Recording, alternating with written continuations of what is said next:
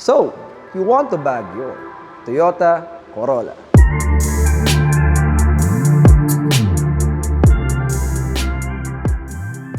Hello and welcome to a new video, guys. And today we're back in our old studio, and with me, behind me, beside me is a 10th gen Corolla Altis. The Altis is actually something we call the Corolla here in the Philippines for this type of generation. And this generation is actually called the E150. Alright, the pre-facelift, this is the facelifted version of the car. The pre-facelift is called the E140. Alright, and then this is actually one of the most famous cars here in the Philippines. You see them around. They're great daily drivers, great platform for modification, for air suspension as well. And they are pretty much in tied with the 11th gen and 12th gen. They're the popular Corollas now in the Philippines in the modern days today. Alright, so you can say we technically finished the trio of the Corollas that are popular, the 10th, 11th, and 12th gen. Okay. On this video, you will learn how to bag, or you'll know how to bag your Corolla 10th Gen. We're going to discuss the front suspension of the car, the rear suspension of the car, and we're going to compare how similar this car is to the 11th Gen, how different it is from the 12th Gen, and how easy it is to bag these types of cars. If you want to know more about that, stick around. But before anything else, please like and share the video, subscribe to the channel, and hit the bell icon for a notification. It really helps. On this part of the video, please lend me your attention. Lend me your ears, as things may get technical as we go and dive into the under chassis part of this video. And for that, I'll see you in a bit. Hello and welcome to the front suspension of the Corolla 10th generation. And as you can see in front, we are actually mated with a McPherson type strut, and we are using K-Sport coilovers as our shock absorbers that we actually converted to air springs. So this is a coilover conversion package. Pick your struts, pick your coilover brand, and we will be happy to actually convert it to air springs for you. So, right out of the bat, McPherson type strut, ibig sabihin, that means that the shock absorbers rotate upon this axis, okay? The whole assembly, or what I call a rotating assembly. A McPherson type strut rotates from left to right in synchronize with your steering wheel. So in short, we have to be wary where our hose lines will be routed. So as you can see, we follow the stock brake lines so that we can give our hose lines the OEM amount of slack for its movement, because the brake lines are, calculated by the factory on how much slack it needs for it to move around when the steering wheel is in action or in motion. Other than that, clearance check. Do we have anything that we have to be worried about on the backside? Nothing. It's actually quite spacious naman. And then, of course, hose lines here, follow the route. And then, yeah, that's about it. Alright, hello and welcome sa rear suspension ng ating Toyota Corolla 10th generation.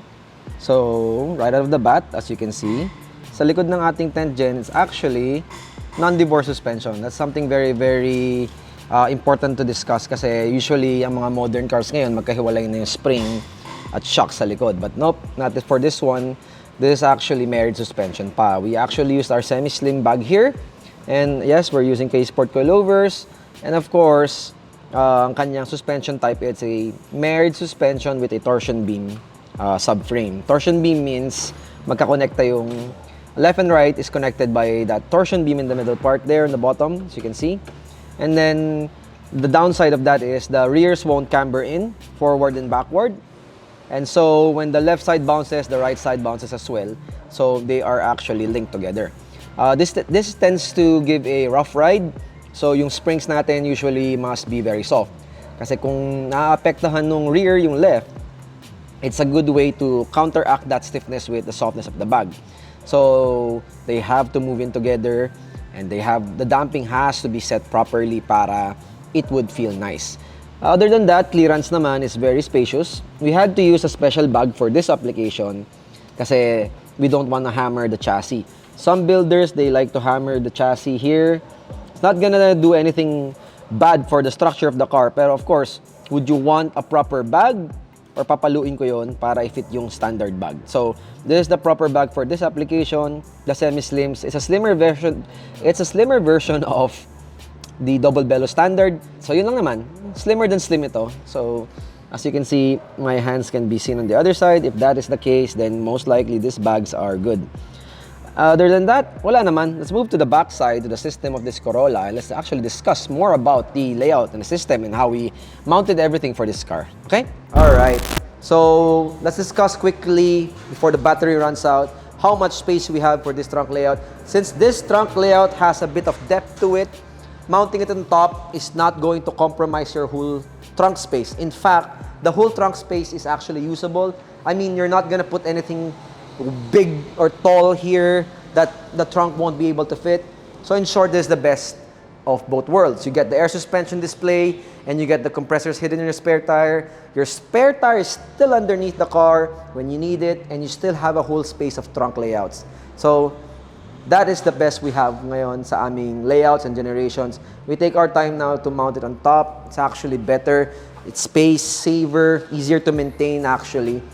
And overall, I like the layout. When you open your trunk, boom, Fitment engineering, right?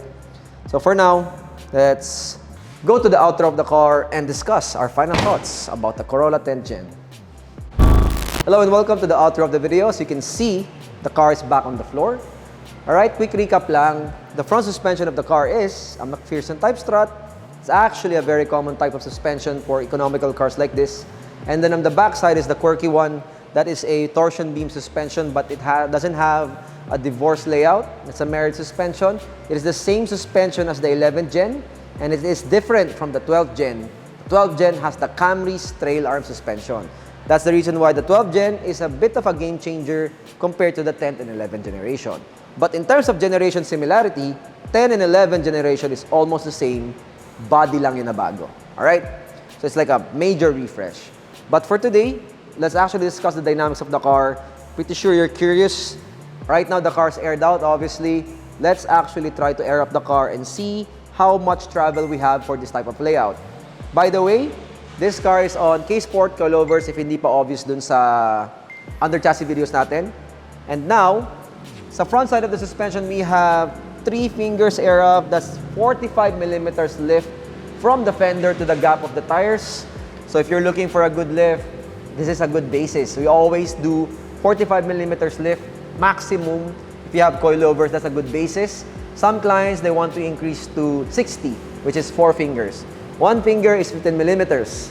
It's not just, you know, random sukat, right? Random measurements. No, it's not. So on the back side, almost the same. Actually, this is actually around 3.5 with change. So you're looking at what?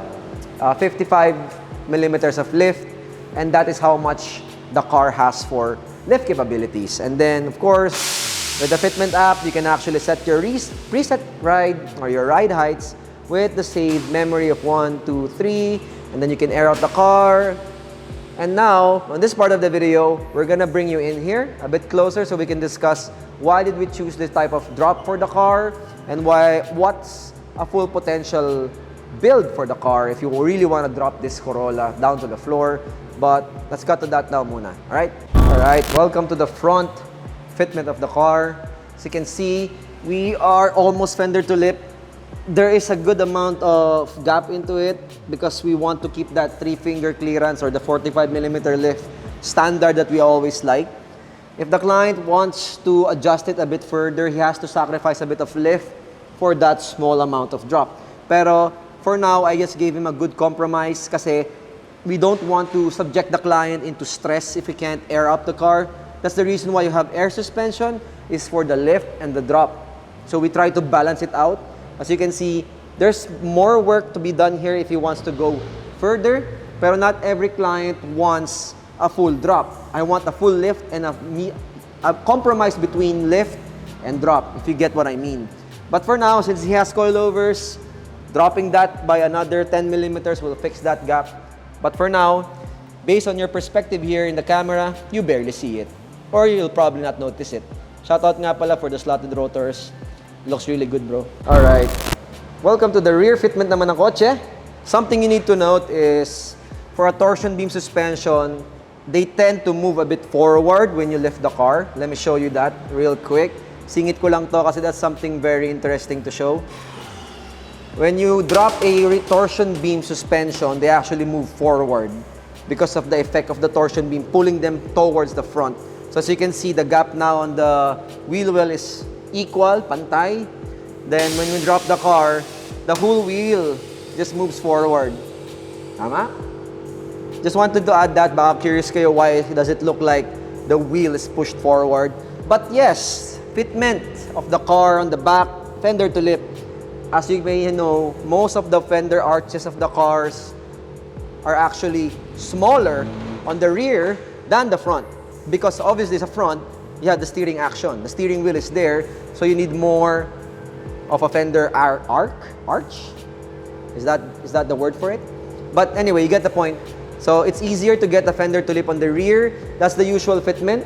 Fender to lip on the rear, a bit of gap on the front, or sometimes fender to lip front, tuck on the rear. So if that guy, if the owner of this car wants to fender to lip the front, he has to tuck the rear side because it will look awkward. All right? Anyway, that is the fitment. Nothing much that we can say, but if he wants to go lower, he can probably tuck it a bit, another finger or two. So for now, that is the best fitment of the car. All right, let's go back to the outro and discuss our final thoughts. All right, welcome back. And this is our final thoughts about the car. The Corolla is actually pretty easy to do. Why? I'm actually the one that fitted the whole strut of this car. I was the one who installed the front and rear strut. Being non-divorced suspension is actually the best way to go. If we're not gonna do your car, chances are this car is pretty easy to do, but it's nice to show this video to your builder so they can see the clearances, the routing of hose lines, the torsion beam on the rear. But regardless, this car is difficult to screw up. It's very easy to the point that it almost builds itself for you. It's so easy, the space is so, you get what I mean.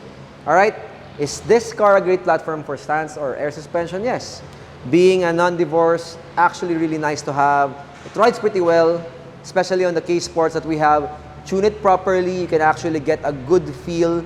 I was actually surprised because usually I hate torsion beams. I hate that connectivity of the left and the right. If the right side bounces, the left side bounces as well. But I'm surprised for this car, even though it has a torsion beam, if tuned properly, it rides pretty well. I could say it almost rides better or better than my Camry. All right, so and that's a bigger car with better suspension. So that speaks a lot for the Corolla 10th generation. All right, but that's going to be it. That's all the time we have for today.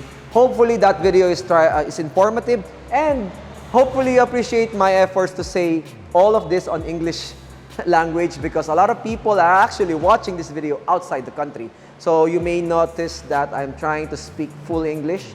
I might say a bit of Tagalog sometimes, but I try to repeat what I said in English. So that's something you need to notice. So thank you sa mga viewers natin outside the country. And for the viewers here in the Philippines, if you want to bag your car, hit us up. This is how we do it, and this is your guide. If we're not gonna do your car, show them this video. It will help them for sure. That's going to be it for now. It's been Cal from Fitment Engineering, and you're watching Fitment TV. And I'll see you on the next episode. Bye.